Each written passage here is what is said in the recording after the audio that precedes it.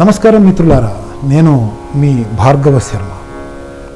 ఈ ఆపదలను అన్నింటినీ కూడా ఎలా తప్పించుకోవాలరా భగవంతుడా అని చెప్పేసి ఆ రోజుల్లో వాళ్ళందరూ కూడా ఆలోచన చేసి, మనకేమీ తోచట్లేదు, మనము ఆ స్వామినే అడుగుదాం అని దేవ ప్రశ్న అనేటువంటి కార్యక్రమాన్ని నిర్వహించారు.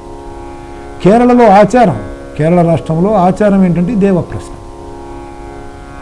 దేవ ప్రశ్న అంటే ఏంటంటే, ఒక వ్యక్తి చాలా నియమనిష్టలతో ఉన్నటువంటి దేవుణ్ణి సాధన చేస్తున్నటువంటి వ్యక్తి తన మీదికి భగవంతుణ్ణి ఆవాహన చేసుకొని ఆ భగవంతుడు చెప్పినట్లుగా సమాధానం చెప్తూ ఉంటారు. ఉదాహరణకి మనకి హైదరాబాద్ నగరంలో బోనాలు అనేటువంటి జాతర ఆషాఢమాసం ఆదివారం పూర్తయ్యాక తెల్లవారి రంగం ఎక్కడం అనేటువంటి దాంట్లో జోగిని అనేటువంటి అమ్మవారు మనకి భవిష్యత్తు తరాలకి సంబంధించినటువంటి కొన్ని విషయాలు ఎలా తెలియజేస్తారో ఆ విధంగా తెలియజేస్తారు అన్నమాట.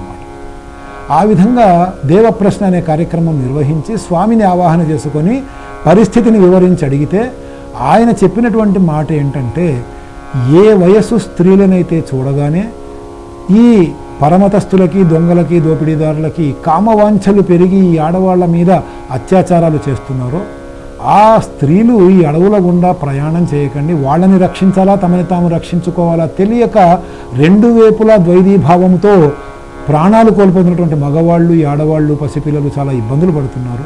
కాబట్టి శబరిమల దేవాలయానికి అలా రాకుండా దక్షిణాయన పుణ్యకాలము నుంచి ఉత్తరాయణ పుణ్యకాలము మారేటువంటి సమయం ఏదైతే సూర్యుడు మకర రాశిలోకి ప్రవేశిస్తున్నటువంటి సమయం, మకర సంక్రమణ సమయం ఏదైతే ఉంటుందో ఆ సమయంలో సంవత్సరానికి ఒకసారి దేవాలయాన్ని తెరిచి 18 మెట్లని శుభ్రం చేసి దేవాలయాన్ని మొత్తం సంప్రోక్షణ చేసి యథావిధిగా కార్యక్రమాలు నిర్వహించండి. ఆ సంవత్సరాల్లో వచ్చేటువంటి వాళ్ళు, ఆ సమయంలో వచ్చేటువంటి వాళ్ళు మొదటిసారి వస్తున్నటువంటి వాళ్ళైతే తమకన్నా సీనియర్గా వస్తున్నటువంటి వాళ్ళకి సహాయంగా ఉండేటందుకు బాణాలని, రెండవసారి వస్తున్నటువంటి వాళ్ళు కత్తులని, అంటే ఈ దోపిడీ దొంగల నుంచి, వన్యప్రాణుల నుంచి, ఈ యొక్క పరమతస్తుల నుంచి అందరి నుంచి రక్షించుకోవటము కోసము వాళ్ళ మీద ప్రయోగించడానికి వీలుగా గంట ఎందుకు అంటే ఆ గంటలు వాయిస్తూ పోవటం మూలంగా వన్యప్రాణులు దూరంగా వెళ్ళిపోతాయి ఆ శబ్దానికి, లేదా దూరంగా ఇంకో సమూహం, భక్త సమూహం ఉంటే ఇక్కడ గంట శబ్దం విని అక్కడ ఇంకో వేరే సమూహం ఉంది, మనం అక్కడికి వెళ్ళి కలవచ్చు అనేటువంటి ఒక భావనతో అందరూ కలిసి వెడతారు.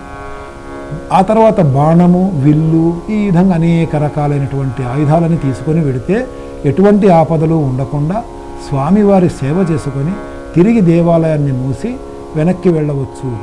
మరి మాకున్నటువంటి మొక్కులు అవి ఎలాగా, మేము ఎలా తీర్చుకోవాలి అనేటువంటి మాటని మళ్ళీ దేవప్రశ్నలో అడిగారు.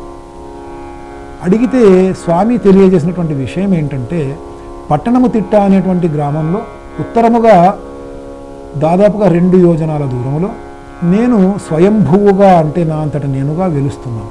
శబరిమలలో విగ్రహము కూడా స్థాపించబడిందే, కానీ స్వామి చెప్పినటువంటిది స్వయంభువుగా వెలుస్తున్నాను పట్టణము తిట్ట అనేటువంటి, ఇప్పుడు అది మహా డిస్ట్రిక్ట్గా చెప్పబడుతోంది. అది ఇప్పుడు ఒకప్పుడు చిన్న గ్రామం. శబరిమల కూడా పట్టణము తిట్ట డిస్ట్రిక్ట్లోనే ఉంది, ప్రస్తుతం ఆ జిల్లాలోనే ఉంది. ఆ యొక్క గ్రామంలో స్వయంభువుగా వెలుస్తున్నాను. మీరందరూ కూడా ఆడవాళ్ళు, మగవాళ్ళు, పిల్లలు మీ యొక్క ఏవైతే కోరికలు కోరుకున్నారో, మొక్కులు మొక్కుకున్నారో అక్కడికి వచ్చి సంవత్సరం అంతా చెల్లించుకుంటూ ఉండండి. అది గ్రామము కాబట్టి, అటవీదారి కాదు కాబట్టి మీ యొక్క క్షేమము నిలబడి ఉంటుంది అనే ఉద్దేశాన్ని తెలియజేయటము. సంవత్సరానికి ఒకసారి మకర సంధ్యా సమయంలో ఆ దేవాలయాన్ని తెరిచి కార్యక్రమాలు చేస్తూ ఎవరైనా మొక్కులు ఉన్నవాళ్ళు ఆ టైంకి అక్కడికి వెళ్ళి 18 మెట్లు ఎక్కి రావటము ఇది చేస్తూ ఉంటారు. దీనికి సాక్ష్యం ఏంటి అనేటువంటిది మీరు అడగచ్చు. అది చెప్తాను. స్వామి సెలవిచ్చారు కాబట్టి పందళము నుంచి స్వామివారి తిరు ఆభరణాలు ఏవైతే శబరిమలని చేరుకుంటాయో మకర సంక్రాంతి రోజు 5 రోజుల పాటు ప్రతిరోజు కూడా స్వామివారికి అలంకారం చేస్తారు. కేవలం మకర సంక్రాంతి రోజు మాత్రమే కాదు, ఆ రోజు నుంచి మొదలెట్టి నెయ్యభిషేకం పూర్తి అయిపోయిన తర్వాత మధ్యాహ్నం తర్వాత నుంచి స్వామివారికి ప్రతిరోజు ఆభరణాల అలంకరణ ఉంటుంది. ఆ అలంకారాలు చేసి తిరుగు ప్రయాణంలో తిరిగి పందళం తీసుకొని ఆ యొక్క ఆభరణాలన్నీ వెళ్ళేటప్పుడు మార్గమధ్యంలో తగులుతున్నటువంటి ఈ స్వామి దేవాలయం, పట్టణం తిట్ట గ్రామంలో ఉన్న దేవాలయంలో విగ్రహానికి కూడా అవే ఆభరణాలని అలంకారం చేయటం అనేటువంటిది సంప్రదాయముగా ఉంది. గమనించండి, ఇక్కడ వెంకటేశ్వర స్వామి గుళ్ళు 10 ఉన్నా శివాలయాలు 20 ఉన్నా, అమ్మవారి గుళ్ళు 30 ఉన్నా, ఒక దేవాలయంలో ఆభరణాలు ఇంకో దేవాలయంలో ఎక్కడా కూడా అలంకారం చెయ్యరు.